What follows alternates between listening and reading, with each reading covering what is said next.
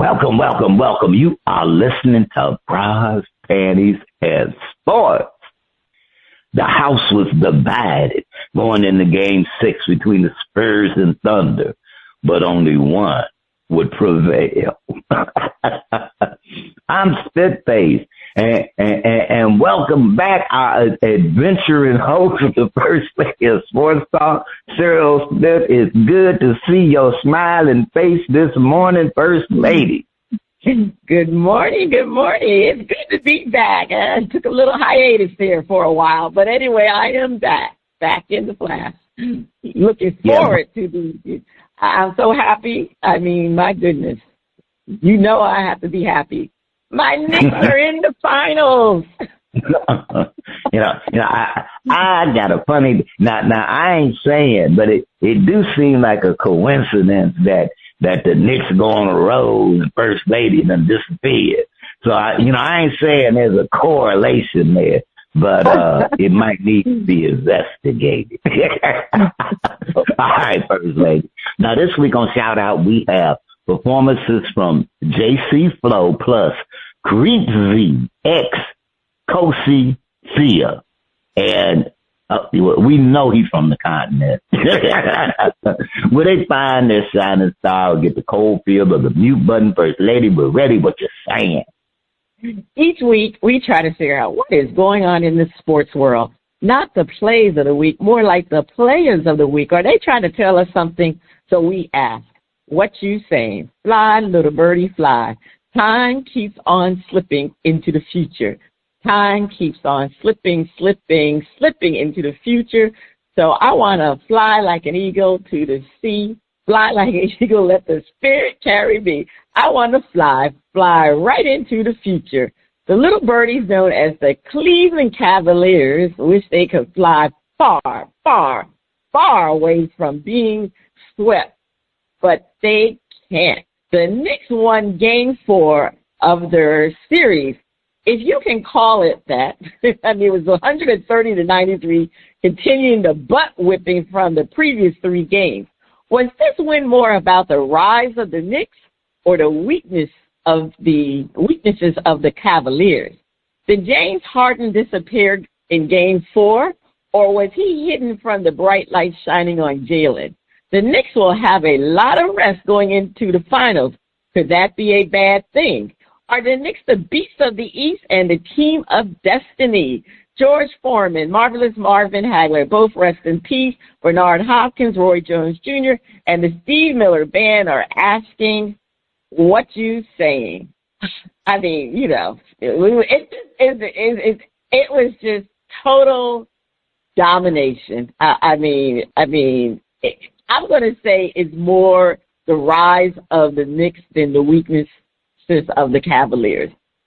So even though both are definitely evident, but to me, it's just more of the Knicks, the rise of the Knicks, because the Knicks didn't just win. I mean, they dominated the teams in the East, and they dominated the Cavaliers. I mean, they won 4 straight games against a team that was talented really enough to go to the finals. So, the Cavs actually were one of the teams that was picked to be in the finals. So I mean, right now, the Knicks really are a legitimate powerhouse. They are really playing together. They're connected defensively and offensively. It's very unusual to have a team offensively where everybody is hitting on all cylinders. Usually you might have one person, 2 people, but that starting 5 for the Knicks, all of them are hitting on all cylinders, including Josh Hart. Josh Hart is probably one of the weak spots of the Knicks starting 5 because he's not a great shooter, but he had a fantastic game in Game 2 against the Cavaliers. So, it's everybody, and it's really about the Knicks. They have that mental toughness. You have to remember the Knicks were there last year, too. They were there last year, and they know the feeling that they did not win that Eastern Conference Final. And they know what happened to them in Game 1. They had a 14-point lead with only two and a half minutes left in the game and lost the game. So, you know, they have that mental toughness this time around. So definitely it's more about the rise of the Knicks. But, you know, I can say something, too. I can always scrutinize the Cavaliers because we can say that it wasn't an issue with star power. They just did not, it was a coaching issue. That coach, he did not do any adjustments. They didn't play defense, and they were very nonchalant. It seemed like they felt like they made it to the conference finals, and that's all they needed to do. But, it is what it is. Now, James Harden, yes, this is his MO. James Harden is a regular season player. He does have some good games in the playoffs, but when it comes to closeout games, historically, he has been horrible in closeout games. And you know me, I do my research. 2015, he had 13 turnovers in a Game 5 against the Warriors. That's when they went 5 games. 2017, he had 10 points in Game 6 at home. 2018, that was the worst against the Warriors. That's when Houston missed 27 straight threes in Game 7. They missed 27 straight threes. I really should check to see how many Harden missed. But we know Harden was a mess in 2018. And then against the Celtics in 2023, he had 9 points in Game 7. So, yeah, James Harden is not an elite player when it comes to the playoffs, and especially in closeout games. He is not an elite player at all. And he was not elite in this particular series.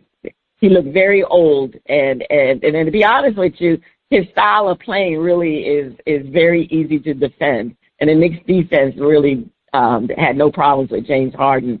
The question is it going to be too much rest for the Knicks? No, especially after this morning news about Mitchell Robinson having a broken pinky, and it was already, as a matter of fact, they've already just announced that he already had surgery earlier in the week to repair the broken finger. So, no, they needed that rest. It's a good thing they took care of business. Because now that, he's had this pinky repaired, I think they said he still should be able to play. One of the insiders reported, for the Knicks, insider reported that he has full range of motion regarding his pinky after the surgery. So they expect him to play. So it's a good thing that we did the Knicks closed out. Because you could always have a lot of rest. You got recovery. The players can, those nagging injuries, they can relax those nagging injuries. More preparation time for the coach. And let's face it, the Spurs and the Thunder, they're beating each other up. So they're going to come into the series against the Knicks wounded, and they're going to be exhausted. Even though they will have, they're playing Saturday, so they will have, 3 days rest? Sunday, Monday, Tuesday. Yeah, so they're going to have 3 days rest. So, but the Knicks definitely would need all the rest that they can get considering their situation with Mitchell Robinson. And, of course, when you have a long break, let's face it, you're going to lose your rhythm, but that's just the way things are. And so I think the Knicks will be okay. But they just, oh my gosh, I've never seen, I've been a Knicks fan since, 47 years, since 1979. I have never seen the Knicks play the way they did in that, in their run to the championship. It's been awesome. They have broken several records, because of their play. All right, Spitface, what you saying about this? I'm just going to say this one thing, and then I'm going to toss it on over to Kevvy Kev. But what I'm going to say is that the perception of ring rust outside of boxing. I think it's just a perception. These teams, it's not like they're getting 2 months off. You know, they're getting a couple of extra days. So, and do they lose a little bit of rhythm? From what I've seen, teams, once they get in the game, you know, maybe like after the first few minutes, 4-5 minutes tops, they seem to be pretty much get their rhythm back. And I'm just saying overall, you know, on that. So I'm just a non-believer in the ring rust unless the ring rust is boxing. Because if you ain't been getting used to taking a bunch of punches and you hop in there against somebody ranked, your butt get wiped. That's just how that goes. So personally, I'm going to toss it back over to you so you can toss it on over to Kevvy Kev.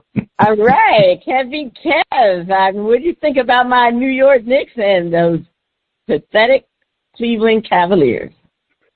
Boy, it is good to hear the radiance in your voice about how much you are celebrating the love that you have for your Knicks. Oh, man. It's impressive. There's no other way of getting around it. To win that many playoff games and to break the spirit of 3 opponents in that way by beating them by the margins that they did. I mean, closing out somebody with a 30-point win is impressive, but they've also got a 50 and a 40 in the last 3. So hats off to the Knicks. I don't think they could play any better as a team that they had over the stretch run. It's just impressive. There's just no getting around it. I think what you're right, the challenge is going to be the rust that they have. You can kind of get away with that, and they did get away with that with the Cavs by coming out flat in game 1. 3 days rest.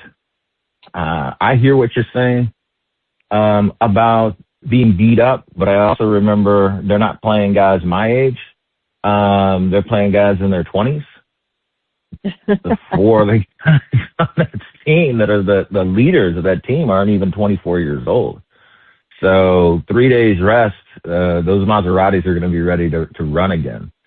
And Harper, whatever he tweaked, I don't see it in the last 2 games. He's going really hard to the hole. He's bumping people off like Mark McGuire back in the day, Spitface.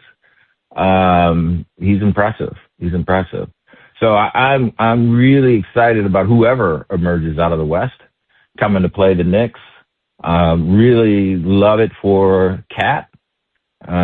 He struggled mightily in the Twin Cities, getting us to the playoffs and then just imploding. He really has been taken under his wing by Brunson. I love the little conversation that they had that was overheard by the cameras by just saying, hey, we got 4 more. Nothing to get excited about by closing out the Cavs. The work hasn't really even begun. You know, that's just perfect. That, to me, epitomizes the influence Brunson has had, I think, on the whole team and most notably on Cat, because I'm not seeing the boneheaded decisions that Cat sometimes would do, which would sink our fortunes as a Timberwolves. So I can't be happier for him as well for the success that he's having. All right. Yeah. I mean, it's funny, though, because, you know, in the beginning of the season, the Knicks were cohesive, but something happened in that locker room. You know, Cat wasn't buying into Mike Brown's new offense. And we thought there was issues between Brunson and Cat.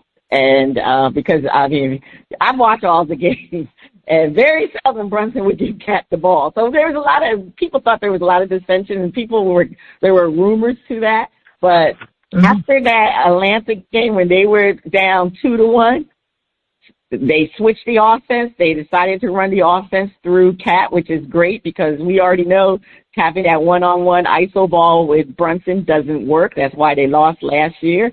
And so they look very together. Whatever dissensions they had earlier, it came together when they were down 2-1. And so it might have been Brunson's leadership. Maybe he decided to decided to work with Cat because they, you would think that they would run a pick and roll. They don't really run pick and rolls with Cat and Brunson earlier, but now they are. So yeah, definitely everything changed, and it's for the better. And I really think the New York Knicks are destined to win a championship. I truly do. And like I said, they haven't won one since 1973. So I can't imagine what New York City would be if the Knicks win a championship. You see what it is now, and they're in the finals. Can you imagine what it would be if they win a championship? Oh my gosh, it'd be out of control. But anyway, all right. So when does Spike Lee do the movie? That's the question I have. Because you know he has to do a movie. Oh yeah. We'll see. We'll see. He probably do a documentary type of thing versus a movie. He's already done his basketball movie. He got game. Oh no! Right. But as a Knicks fan, you know he'd have to do it. Yeah. All right, Spitface, over to you. All right. So it sounds like y'all concluded that the Knicks are the new beast of the East. And that's not just for this year, the way they was whooping butt. And First Lady says, team of destiny. All right, don't call it a comeback. I've been here for years, rocking my peers and putting suckers in fear, making the tears rain down like a monsoon. Listen to the bass go boom. Explosion overpowering. Over the competition, I'm cowering. Record shop when I drop these lyrics to make you call the cops. Don't you dare stare. You better move. Don't ever compare me to the rest. That all gets slice and dice. Competition, paying the price. I'm gonna knock you out, huh? Mama said knock you out, huh? We are talking about the knockout punches. The San Antonio Spurs and OKC Thunder have been landing on each other. We wonder, because it's been knock out, drag out, who is giving their team a better chance of going to finals? Wembanyama or Shea Baby? Has this series been a battle of the coaches, or is it all about the superstar? The Spurs had a dominating win Game 6. Will that carry over to Game 7? Who will be the X factor of the Spurs? Who will be the X factor for the Thunder? Leroy Statue Page, Walter Buck Leonard, and my man, James Cool Papa Bear, are asking what you're saying. I'm looking at it's kind of weird because the Spurs and Thunder, they've been going back and forth, basically. There was the back-to-back wins by the Thunder, but they done battled all these games. And it seems as though it's been like lopsided win versus the next lopsided win. And some impressive lopsided wins by the Spurs, but for some reason not boring. Because usually if you have a couple of games where they're lopsided, the series is boring. And this is not. This has been no lead is safe. Oh, you got a 15-point lead? Mm-hmm. Yeah, let's see how long you keep that lead. And then we'll add that, it's been woolly and wild.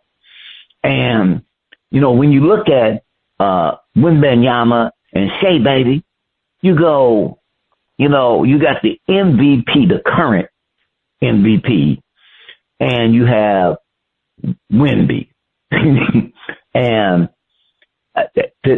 you would have to give the current MVP the edge in who's going to get a team a better shot. But for as great as Shea been playing and the way he's played in the playoffs, he done had to earn. He done had to earn it. He has not been walking over the Spurs. So I'm going to say that Wemby gives them a better chance. He gives them a better chance. Get in the mid-range, Wimby. Get in the mid-range shot.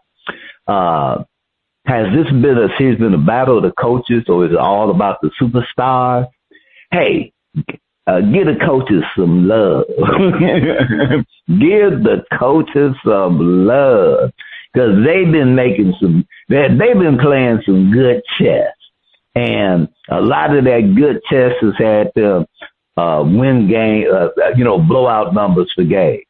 So it's like, hey, these two, the coaches is into it. They just ain't on the floor bouncing the ball. But it's not all about the superstars. It really, the coaches doing their thing. Now, the Spurs had a dominating win game 6. Will that carry over to game 7? Well, since I'm rooting for the Spurs, I hope it will. Now, I think the X factor for the Spurs is really going to be is the refs. Do the refs hit the Spurs with them ticky-tacky ass fouls? And I think so that's who will be the X factor for the Spurs.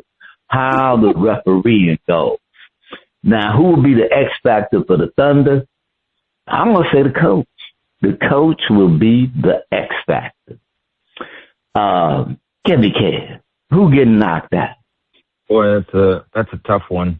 It really is a tough one. I've really come to appreciate both the depth of both teams, the coaching on both sides. Little small in-game adjustments folks have made. The fact that the Spurs coach, the guy's not even 40 years old. And some of the guys on the Spurs would, if they had stayed in school, well, some of them wouldn't even have graduated, right? And they, used up all their college eligibility.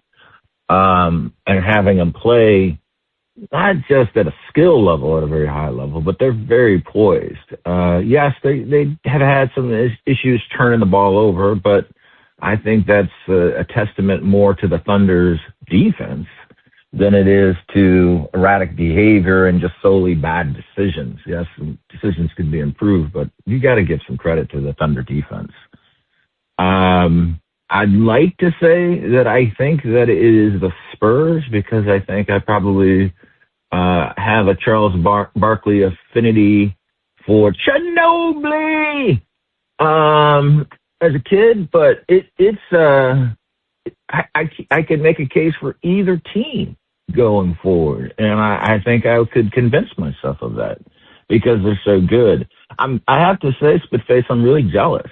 I'm really jealous of Spurs fans and Thunder fans because this is really set up for them to have one of the best rivalries, I think, in sports for the next decade.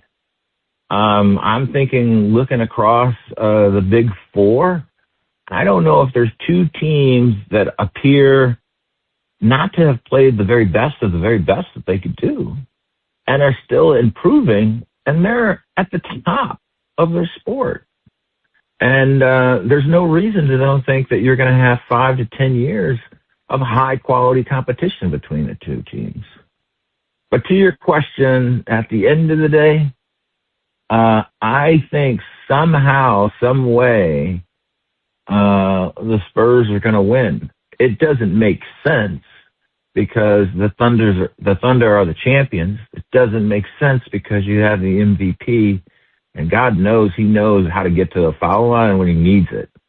My heart is pulling for the Spurs, but I wouldn't be surprised. I wouldn't be surprised if somehow the Thunder figure out a way to get it done in that last minute. All right. Okay. And who will be the X factor? Now, you did ask this question as it relates to the X factor. Dagnall has made some nice moves, and it'll sound a little strange when I say this. I think he didn't make some of the moves the night before because I think he wanted the team to see how much fight the Spurs had I think he did an assessment and saw him kind of talking to some of his assistant coaches on the sideline, and that body language said to the players who were not starters, not starters, that, hey, we don't have it. We've got a game left back in Oklahoma City. And I saw the MVP wanting to test maybe some of his teammates. I would have loved to have been in the locker room on dissecting a little bit of that conversation. McCain, 13 points, didn't quite play the same way he did in game 5. Caruso, only 7 points. Caruso has been out of his mind as it relates to three-point shooting. I think it's one of those two guys is going to have to step up for the Thunder to win. They've played very well at home. I wouldn't be surprised if the X factor isn't McCain. My second choice, if I was to play it safe, I would probably put a little bit also on Alex Caruso, probably stepping up for the Thunder to win it. On the Spurs, Tassel just has to be cool. He's got to be tough. He can't have an emotional outburst or create a stupid foul, something like that, which he's done on one or two occasions, which has kind of hurt the Spurs. He would be my X factor if I'm going with my heart and Spurs. All right. Okay. First Lady. Well, I had picked the Spurs to win this series, and I actually had picked them in 7. I was telling Spitface because, the NBA does their brackets, and I actually had 3 of the 4 teams in the conference finals. The only team I did not have was the Cavs. I had the Pistons instead of the Cavs.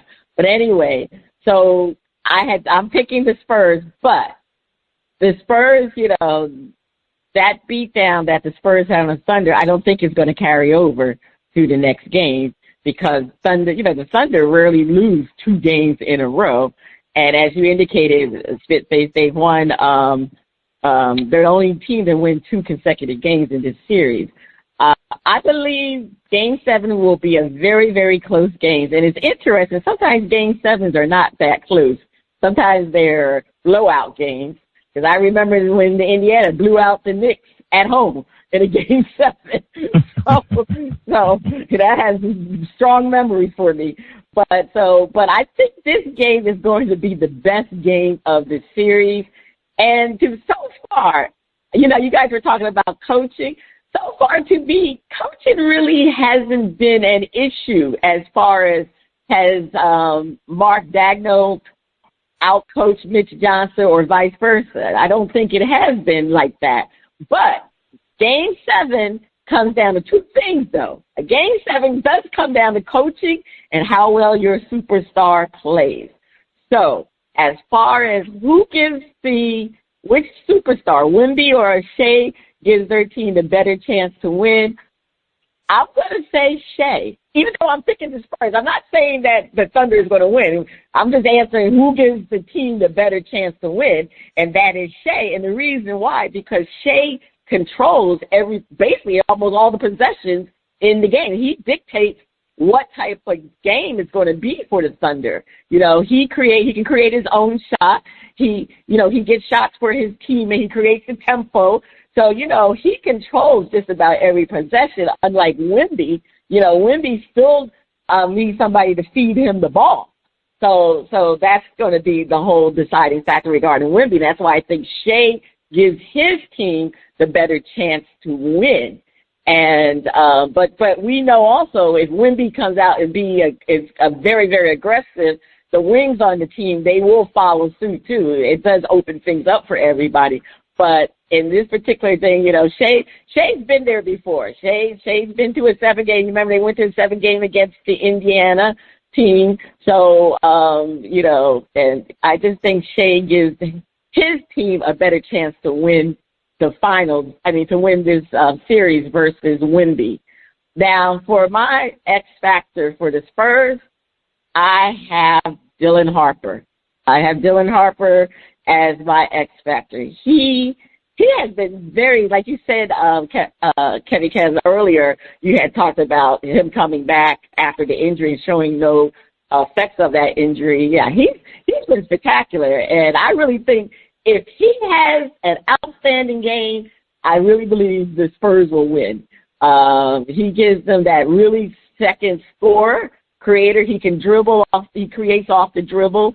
He takes the pressure off for Wemby, and I really think because De'Aaron Fox, he's been hot and cold. You know, he's suffering with injury, and you know, there's been a lot of talk that with well, I'm not saying surprise because I think he was the number 2 or number 3 pick in the draft. So Dylan Harper was expected to be who he is, but I don't think they expected him to be this great, this fast. Well, he's not, you know what I mean. He's been great, really good for them. There's talk about that they may not keep De'Aaron Fox because they really want Dylan Harper to play with Castle. So that just shows you how great a person Dylan Harper is and what the Spurs think about Dylan Harper. So he's my X factor. And for the Oklahoma City, OKC, I'm going to tell you something. Chet Holmgren has been so disappointing. He is probably the softest big man you want to find in the NBA. He really wants to go to the hoop. Many times he's gotten the ball in the paint. He'll pick the ball back out. I mean, what are you doing, Chet? I mean, you are 7, whatever feet you are so soft. I mean, to be honest with you, if Chet Holmgren had played the way he's capable of playing, this wouldn't even been a series. There's no reason why OKC would have definitely beaten the Spurs if Chet Holmgren had played. He hasn't even scored 20 points in this series. The most he's scored has been 16 points. I mean, really. So he's my X factor because if he plays outstanding basketball, I mean, the Thunder will win this game. So, but he's been so ridiculous, terrible. I mean, horrible to be honest with you. I mean, he's gotten a lot of rebounds, but he's still playing very soft when it comes to offense. I mean, this man can stretch the floor. He can go inside. So he's not doing what he's supposed to do. You know, he's not doing what he's supposed to do. All right, that's all I got to say. It almost feels, First Lady, like it was a Freaky Friday moment, right? Is that Caruso and Chet Holmgren bumped into each other, and all of a sudden Caruso, right, got feistiness, and all of a sudden he can hit a 3, and now Chet can't hit a 3, right? Yeah. I mean, if Caruso's 3-point shooting hadn't showed up in this series, we might already be talking about Spurs and Knicks. You mean Caruso or you mean Chet? Yeah, if Caruso has kept him in 3 or 4 games with his shooting, right? He shot 29% for the year. Yeah. Right? Yeah. It's amazing. Yeah. You know what? Right. The shooting has been bad for OKC because even Jalen Williams, Jay Will, because the other one's J Dub. He had that fantastic game, and he hasn't made a 3-pointer shot since. But anyway, yeah. All right, First Lady, you have the last word. Please take us to break. Stay tuned. Coming up next, we'll have a performance from JC Flow on Shout Out Part 1.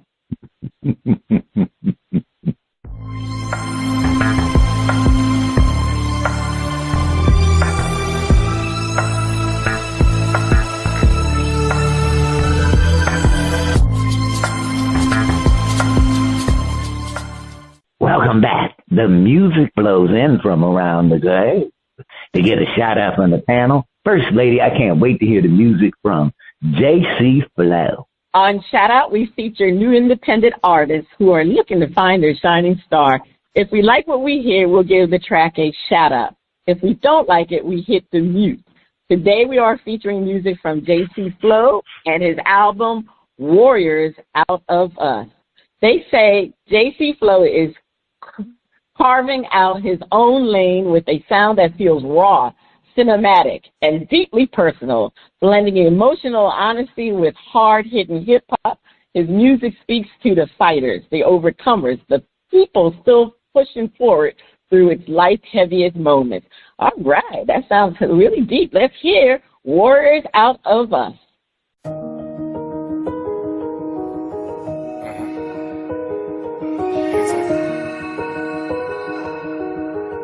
We don't wait for temples. We build them. Listen. There are warriors in all of us.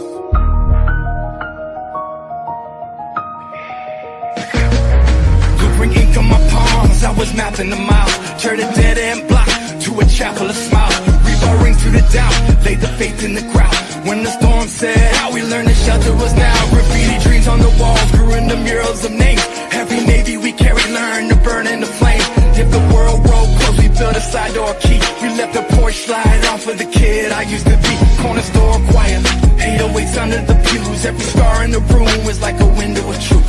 We ain't flawless, we're bonded, pressure tested and tough. We put the pieces together until the pieces become enough. No halo soldiers, hands that hold me. Raise these beams with heart and soul. We try to bend us, now it's fine. Same old cracks, brand new shine. We make warriors out of us. Raise the beams with grit and trust. When the wind tries to tear at us, we turn the thunder into drums.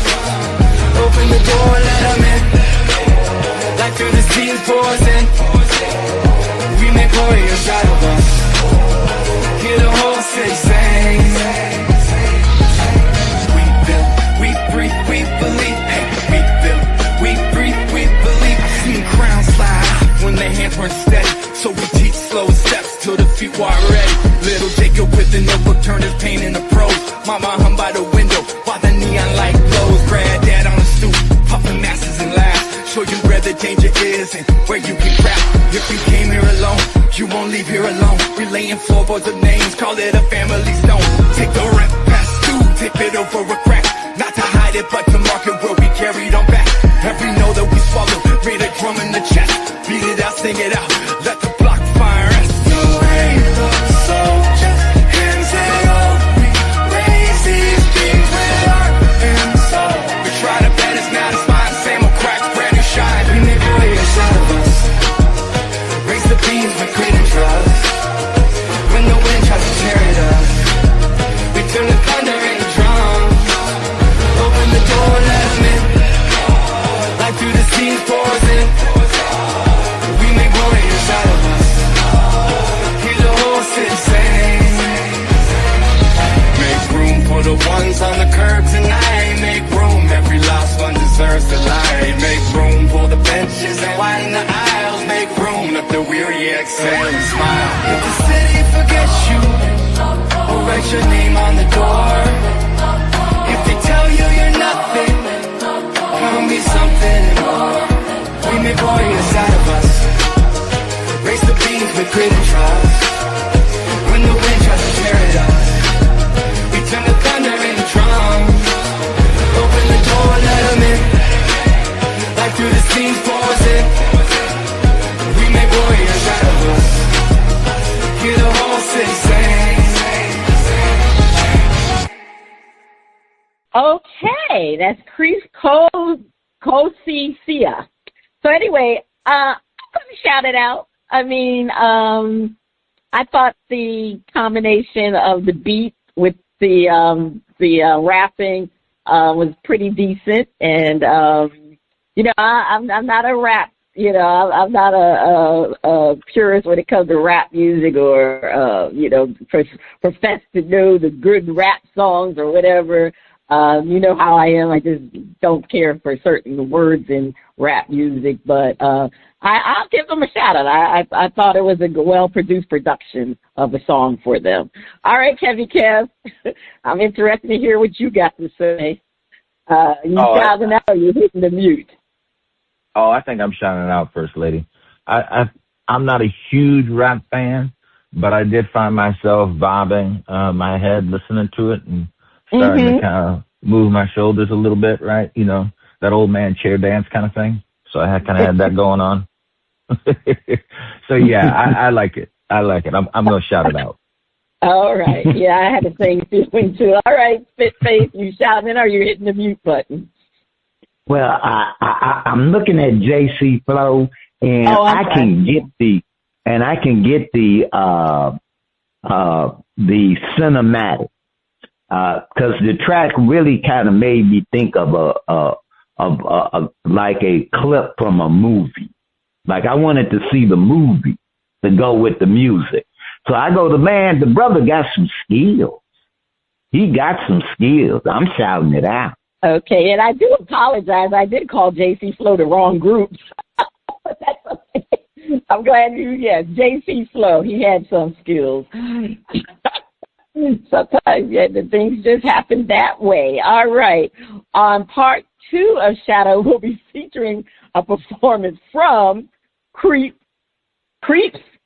Kosi Sia. That's just a mouthful there. So anyway, is that the sound of our favorite underwater friend? Is it time for Flip It?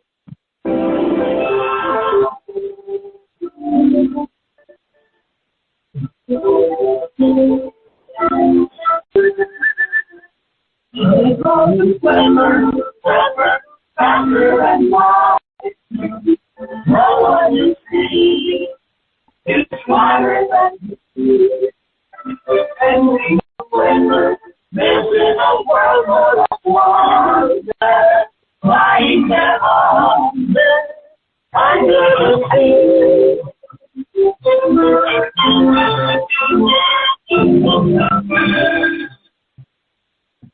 All right. It's time for Flip It, where our hosts defend the view and then flip the script and defend the opposing view. So first up, with a champ, all for the Nickies in the house, with a championship ring, make Jalen Brunson the greatest Knick ever. Defend. It's been a long time since championship and Knicks were in the same sentence. With a ring, Jalen will become the greatest Knick ever. Kevvy Kev, please defend. So you look at this, and you got to think about who is his competition. So the names that are on the list are Patrick Ewing. I mean, if you look at the stats that he has compiled during his Knick career, he's got to be in that conversation. And then you got to go to I arguably think the 2 best players on the Knicks team. Apologies to the Senator. But I think you got to go with Walt Frazier and Willis Reed. Reed won the MVP for the league. Frazier, 7-time All-NBA, 7-time defensive NBA player, first team. So, and both of those players are likely ranked in your top 50, 60 players, maybe even your top 40 players. Is Brunson in that, rarefied air? Now, here's the case for it. Willis Reed and Frazier were teammates, and they were able to do some great things together. Who is Brunson's number 2? Let's face it, they don't go anywhere without Brunson last year. And it's hard to imagine that the symphony playing the way that it has been over the last month, with the Knicks winning by ridiculous margins and doing something that no team had done in the NBA playoffs, going a whole month without losing. I think you can make a strong case that if he wins the NBA championship with this team, he's done more with less than Willis or Frazier, because they at least had each other. The only guy I think currently on the Knicks roster that likely will have some consideration to be in the Hall of Fame is probably Cat.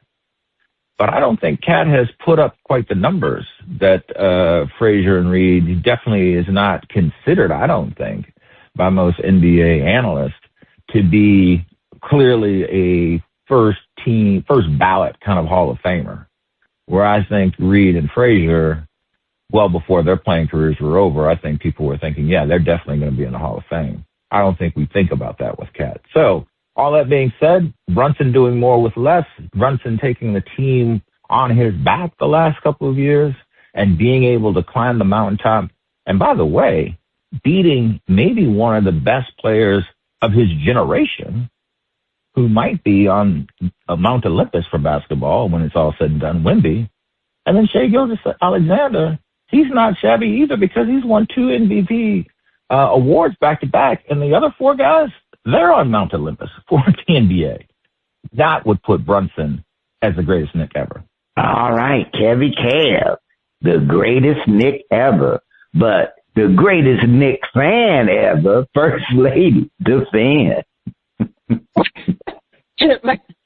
First of all, I did not hear Kevvy Kev say that John Starks is up there in top Knicks players. Did you say that, come Kevvy on now. Kev? No, Did I didn't say that? John Starks. I didn't say John Starks. I said Walt Frazier. I know Walt Frazier. I thought I heard you say John Starks. Okay, I thought Oh, no. No, as a Bulls fan, you almost had me. I almost lost my religion there. You thinking John Starks? Oh, okay. As a Bulls fan? Okay. No. We can't have that. All right. Anyway, when we talk about the Knicks and what Brunson has done for the Knicks, I mean, he will be the best Knick ever because you have to look into the different eras because the 1973, 1969, that's not considered the modern era of basketball. And that's how you have to break it up into the modern era of basketball. So most of these Knicks fans are young players. They weren't even, young people. They weren't even born when Willis Reed and Walt Frazier played. So, yes, they're going to say Brunson is the greatest player for the Knicks if he wins a championship. And Kevvy Kev was on there when he was on spot when he talked about the fact that Frazier, Willis Reed, they had four? I think it was 4 of those players on that team are in the top 100 greatest players. If I'm not, because you had the Busher, Reed, Bradley, and Earl Monroe. We forget about Earl Monroe. Earl Monroe was on the team. So, yes, they had a great team. Brunson does not have that same caliber of players, even though Cat is going to be a Hall of Famer. No question about it. I'm shocked that Kevvy Kev said if he becomes. He may become. No. He'll be a Hall of Famer, most definitely. So Brunson, it's been 53 years since the Knicks have won a championship. So that holds a lot of weight. He, like I said, he's delivered the best moments for people who are currently Knicks fans, which are younger kids. We're talking about kids in their 40s, 30s. That's who we're talking about. And it's just like you said, the competition is completely different now compared to the earlier era of basketball.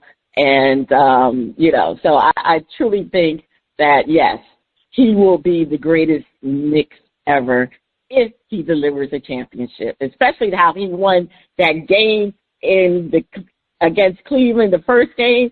That basically cemented it for him if the Knicks wins a championship. All right, First Lady. This is flipping, so we have to flip the script. With a ring, Jalen is great, but not the greatest.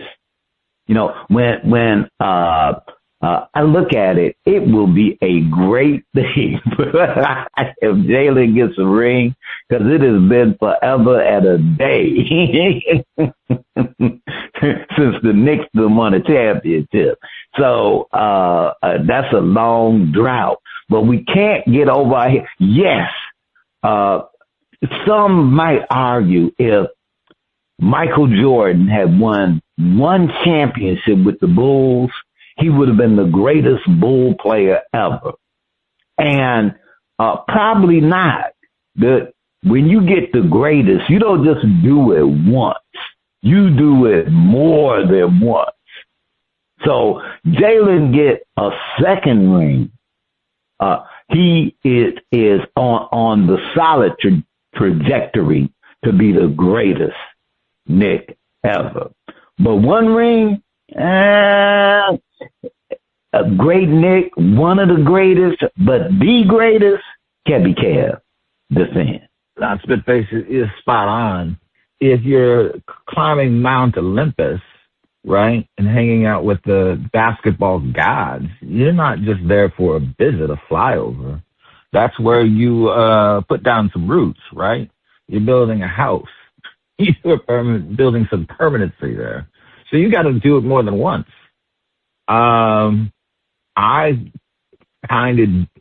think they're really talented, the Knicks are, as a team. But I do wonder if they don't win it this year, given how many picks that Sam Presti has. He is a wonderful GM, and I'm sure he's already thinking how he's going to build the Thunder 2.0 to even improve upon where they are, so he doesn't have to be worrying as much about Game 7.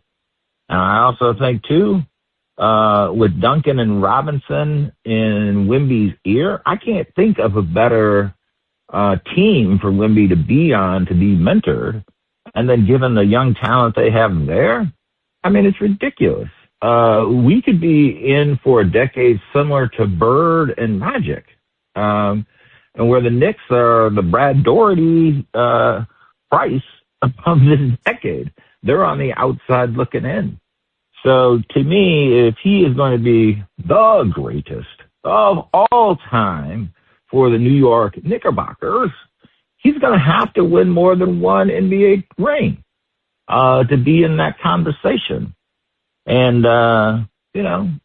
we'll see if he can do it more than once. We're going to take, unfortunately, his competition in the Eastern Conference also to task in it. James Harden, great career, but let's face it, there's not as much tread on those tires, right? That wasn't a very impressive win. And I'm still waiting to hear what the injury report is for Mitchell, because he's just not right. I don't see any explosive getting back on defense. That's not who he is. He's hurt. You got to play harder on defense. That's not his MO. And, it's just not very strong, top to bottom in the Eastern Conference. Now, in a couple of years, Detroit will smooth some things out. They'll figure some things out. They'll become a better team. But no, people will say this was a situation in which this team took advantage of the schedule, took advantage of some things, maybe won a championship. And then if we don't hear from them in the next 7-8 years, no other championships for him, we'll think of Brunson as a really great player, but we won't think of him as the best Knick of all time. All right. Okay. First lady. With a ring, Jalen is great, but not the greatest. Defend. No, he's not the greatest, because the greatest Knick ever is Walt Frazier. I mean, he is the standard for the greatest. I mean, his resume speaks, as you both were saying. You got to have 2 NBA championships to consider yourself to be even in the same league with Walt Frazier. He won 2, 1970 and 1973. He is a Hall of Famer. I mean, Brunson is on his way to be a Hall of Famer, but, right now, you can't put him ahead of Walt Frazier. Right now, I have Walt Frazier as the number 1 Knick in history, the greatest Knick. If Brunson wins a championship, I will put him as number 2. And the reason why I move him ahead of Patrick Ewing, because Patrick has not delivered a championship to the Knicks and the Knicks fans. And, so I would have Walt Frazier, Jalen Brunson, Patrick Ewing, Willis Reed. And we always forget about Bernard King. Bernard King was one of the greatest Knicks. I put him even ahead of Carmelo Anthony. So those would be my top 5. So Jalen Brunson definitely would move up the ladder, but he would not pass Walt Frazier. And the main reason he wouldn't pass Frazier is because Frazier has 2 NBA championships, and that would be Jalen Brunson only having 1. And, like you said, I mean, he still has a chance of getting another one, but like you said, Kevvy Kev, is going to be difficult because things always get harder. That's why they need to seize the moment now and win that 1 championship. So, but Walt Frazier definitely is the standard of the greatest Knick ever. And even though he did not play in the modern era, he played up until, I think he retired in 1979, because I think that was the year they traded him to Cleveland. So and then eventually he just retired after that. I would never thought that the Knicks would trade Walt Frazier, but they did. So, but yeah, he is the greatest Knick ever. That's all I'm saying. All right, First Lady. You gotta have more than one to even be in the consideration. With that said, First Lady, over to you for more. Flip it. Apparently, LeBron is playing in the upcoming season, but the question is where? Should the Cavs go all in to bring LeBron home? Defend. Bring LeBron home. The Cavs should go all out. Kevvy Kev, defend. Oh, this is an easy one. What in the heck was the coach talking about before Game 4 with the Knicks? We won the analytical thing. If you look at it on paper, we should be 2-1. And then James Harden followed up saying we outplayed the Knicks on paper. I mean, if I'm a Cleveland Cavalier fan, I'm beside myself, right? I don't know which way to turn. This is an easy one. From a public relations standpoint, they got to change the conversation in the offseason. We got Mr. Magoo. We got Mr. Magoo. I mean, what is going on with the Cavaliers organization? In Ohio? What are they smoking? Right. What is going on? So, yeah, this is an easy one. They need LeBron to come back and restore some sense of order, right? A reason for Cavaliers fans to think, okay, well, they have something on the ball. They understand what winning is about. They've brought back a winner, right? So the King should come back home, I think. He has played more of his time in Los Angeles than I think a lot of people really understand and appreciate. It would be a miss to me of him not coming home, and they can make an argument for the Heat and make an argument for the Lakers of him going in with that jersey on into the Hall of Fame.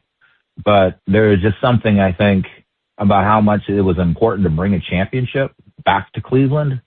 It feels that's the way the story should end. He should come back to Cleveland. All and right. They should make it happen. Okay, they should bring him back, and you said they should make it happen. All right, Spitface. Why the Cavs to go all out for LeBron? I'm going with. I'm looking at nobody fears the beard anymore. There is no fear in that beard, and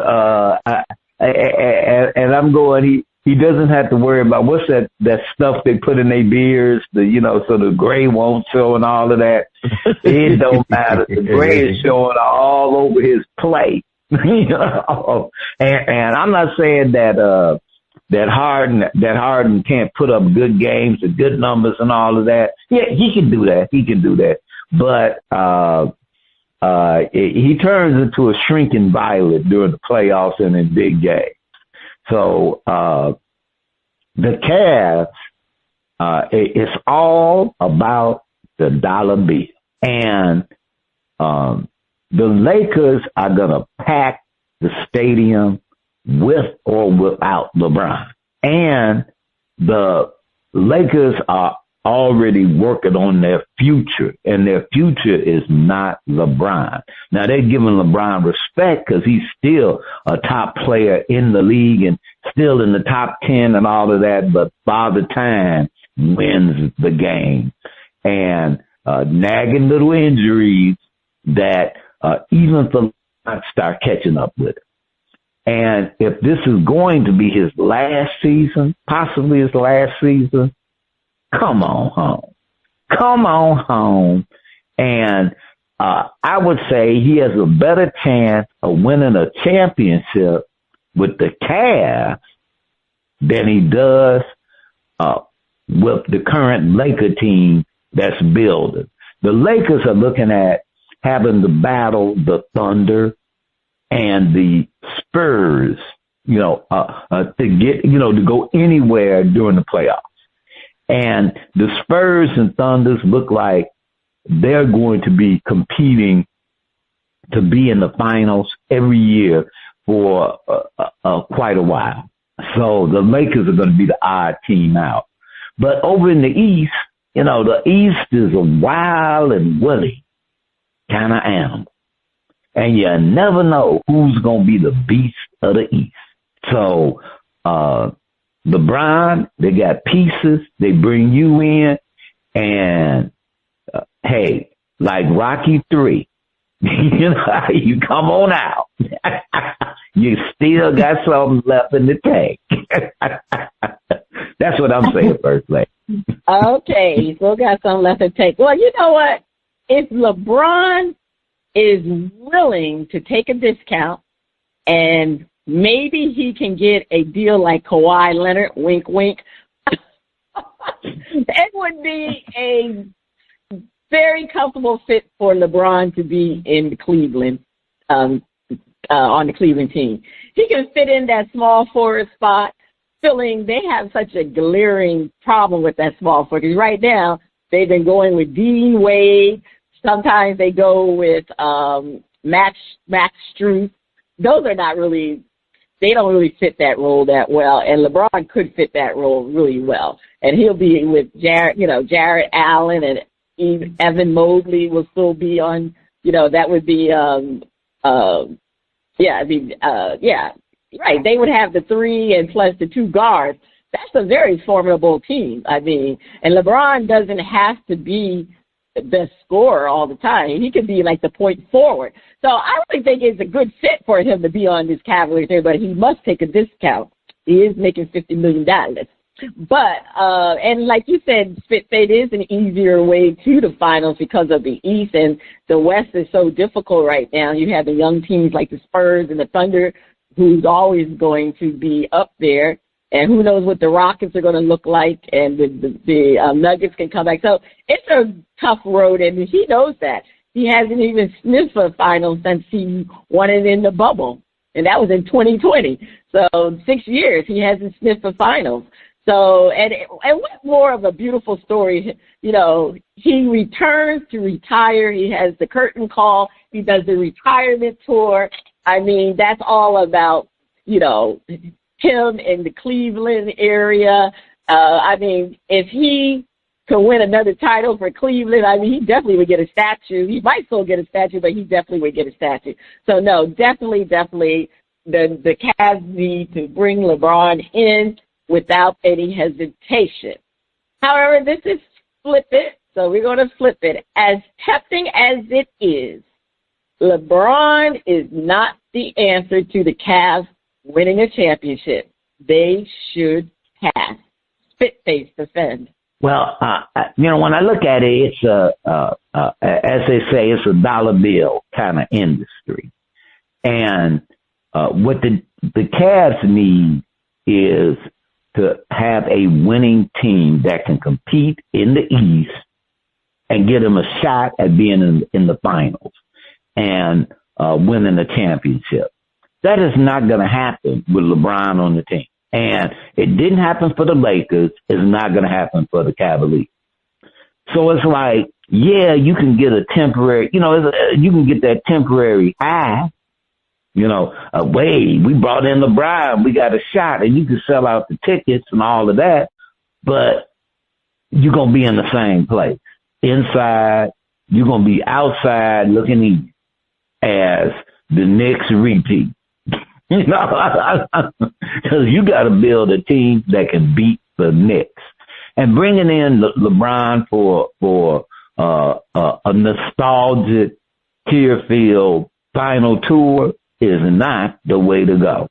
The way to go is find what you need so you can, a team that many predicted would be in the finals you got to bring some players in who can fulfill on that mission. And LeBron, as much as a novelty and great as it would be and fun, it's just not what you need. That, the Lakers, I'll say that it works out for them. They made a deal with LeBron. It's like, let him go out the way he wants to go out and stuff. But really, they need to kind of, hey, LeBron, we can go ahead and sit down so we can, because we got to compete with the Thunder. we got to compete with the Spurs, possibly the Rock. We got to compete. And the mix just ain't there. So, Cleveland, you don't need it. Wade bye-bye. But give him a statue anyway. That's what I'm saying. All right, give him a statue. All right, Kevvy Kev. They don't need LeBron. Well, yeah. I mean, if the question is, can Cleveland win a championship? They brought LeBron to Cleveland. The answer is hell no. It's never going to happen. So they shouldn't be flirting with the idea, as emotionally as it would be to see the king return, right? If it's a bottom line business of winning a championship, you got to say no to this proposition. Just think about where he is now. Luka and Austin Reeves. Would you take them for your future going forward over what you just saw with Mitchell and Harden? I'm not sure I would pick Harden over Reeves. I feel like I would get more of a fighter's chance with him being willing to play some defense and when healthy, definitely giving us more energy than the bearded one at this stage in his career. And as a flat-out scorer, Luka is a much better scorer than Mitchell. So to me, if he's not good enough to take those two players and the roster that the Lakers have and compete, I don't see how coming to the East and then facing them in the finals, he's going to come out with any better result. So to me, pursuing LeBron, knowing what it would cost and knowing that it will put you in the second apron. And by the way, Cleveland already has a bloated payroll. There's no way that they could compete for an NBA championship if they bring LeBron on board. This is an easy one. They should not. If their goal, like every other NBA team is to win an NBA championship, bring LeBron on, because he is not going to move them any closer to that.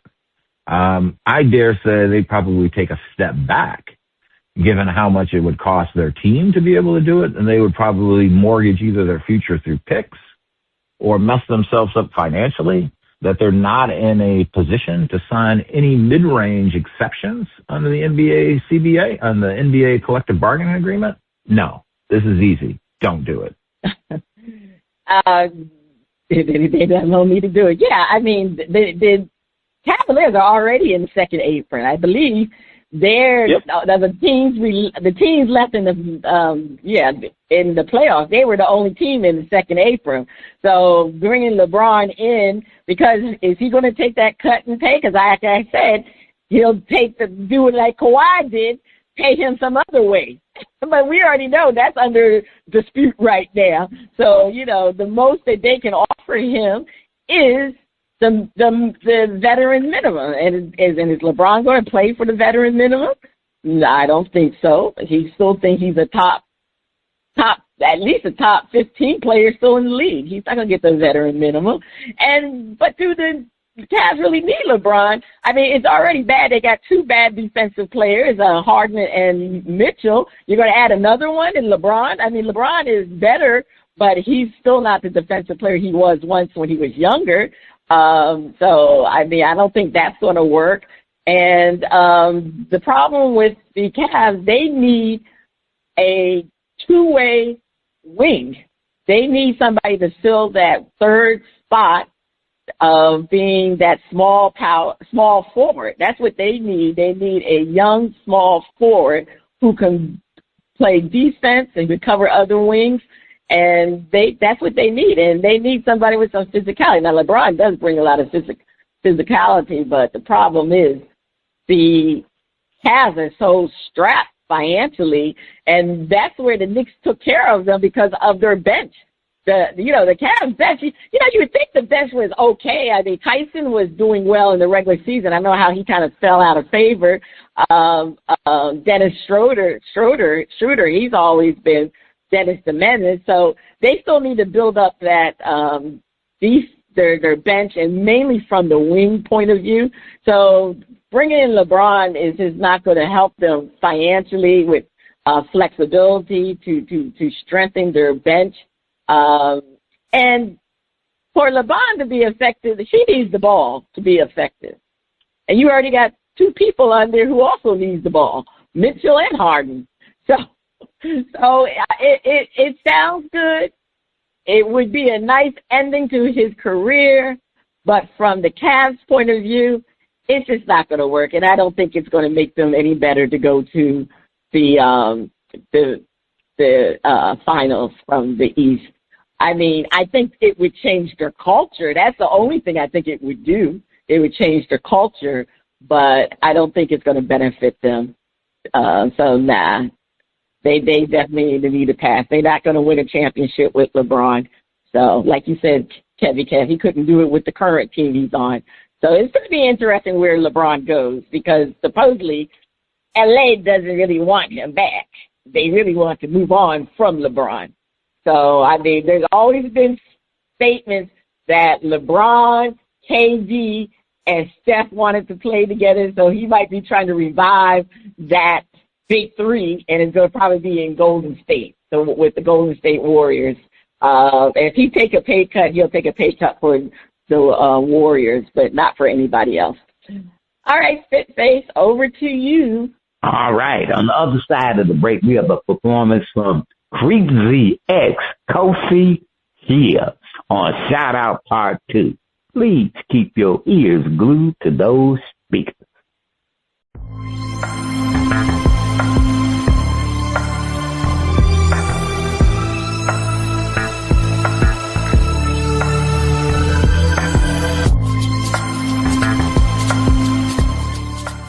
Welcome back. The music flows from around the globe to get a shout out from the crew.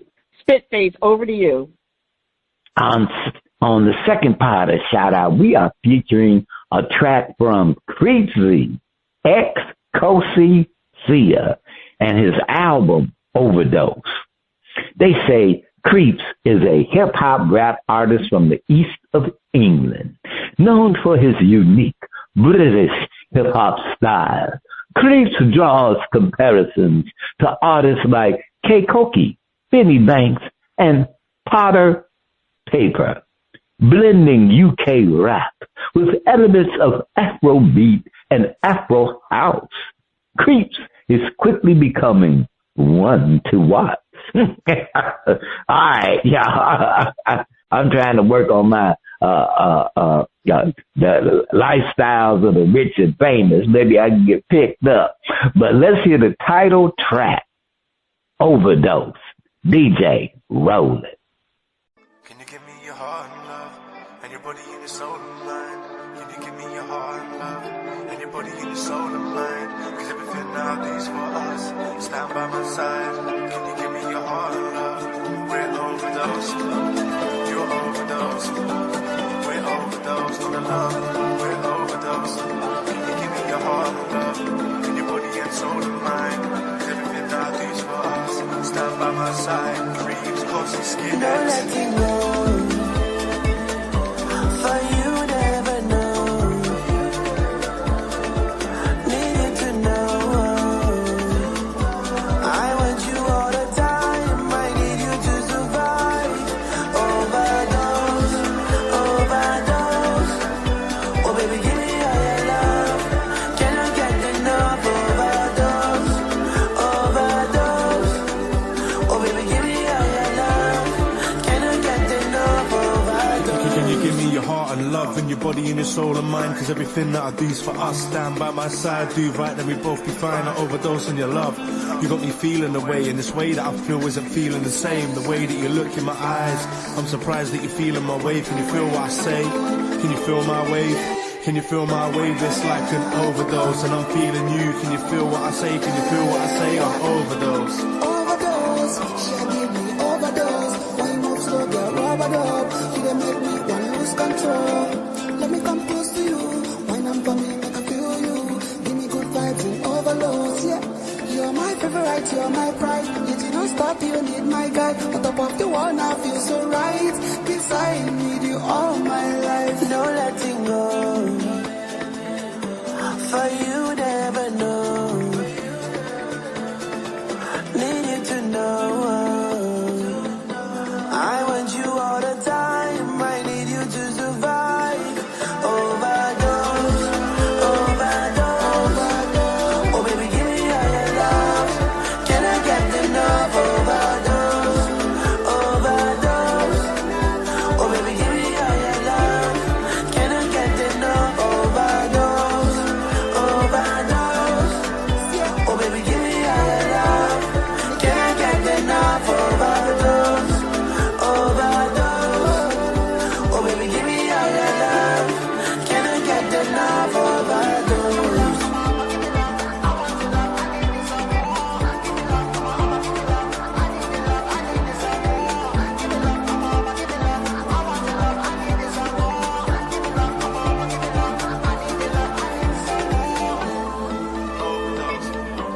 You're overdose. We're overdosed on love. Overdose. We're overdosed. All right, that was Overdose. And First Lady, I'm going to give the track a shout out, but I do wish it had a little more meat. I can hear he blended in the house music with a little rap. So I think the production was good, and he's on the right track. But I think the track needed more meat. But I'm giving it a shout out because it was well done. What's the verdict? First Lady, we might have you mute. I'm sorry. Yeah, I didn't have it mute because I was muting the song. I'm gonna yo it, but I'm gonna slightly give it a shout out. I'm gonna slightly give it a shout out.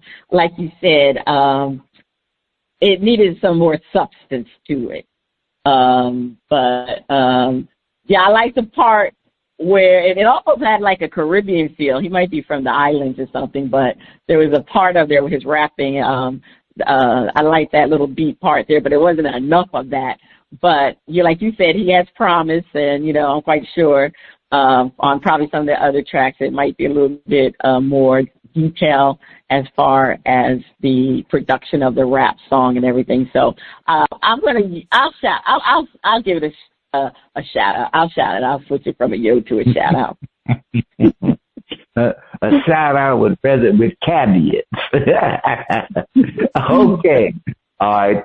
That is the end of shout out for this week. You can check out JC Flow plus Creepzz on the Old Grumpy Radio Network. If you'd like to be heard or have any comments, please send your emails and tracks to talent@oldgrumpyradio.com. First Lady, over to you.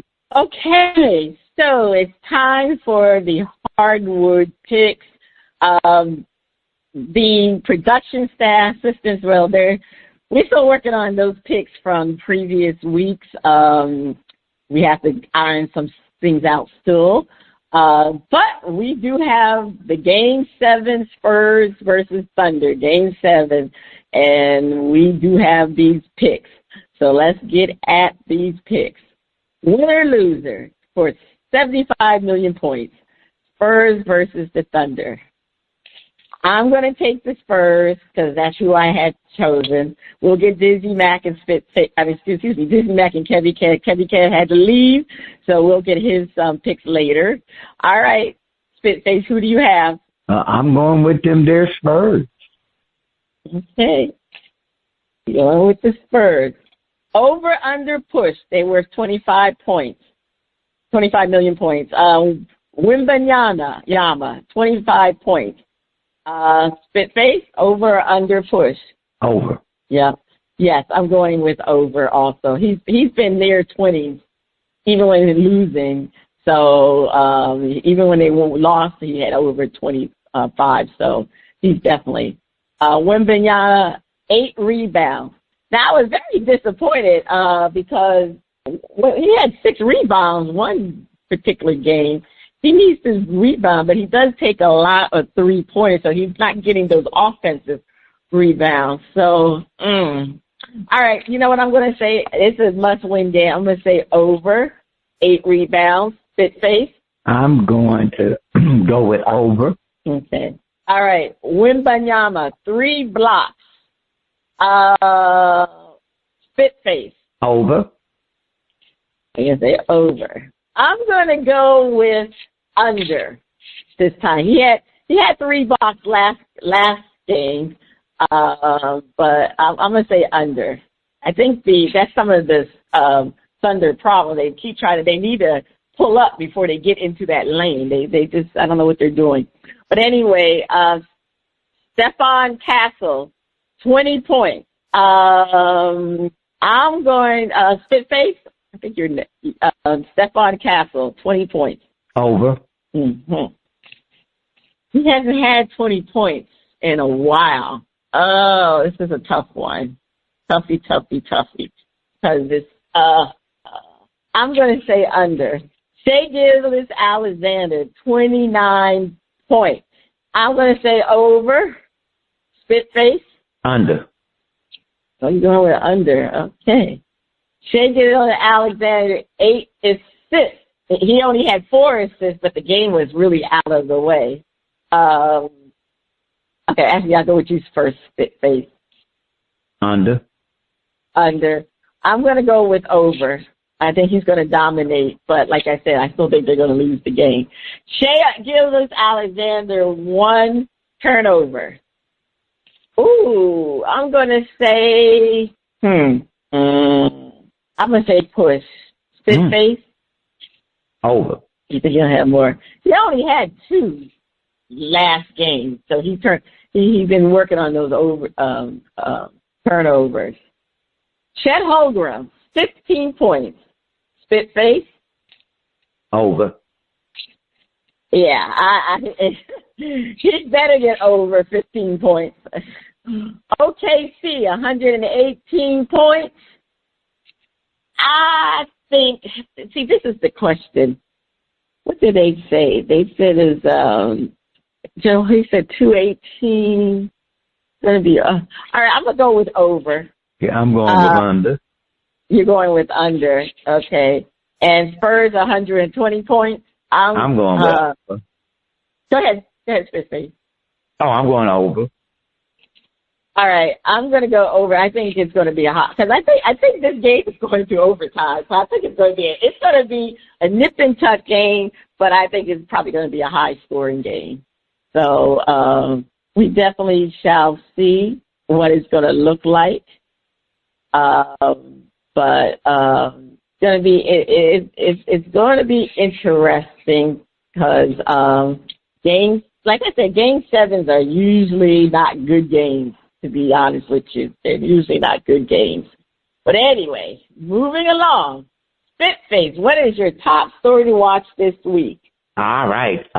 It is the injury report once the Spurs and Thunder have completed going into the playoffs.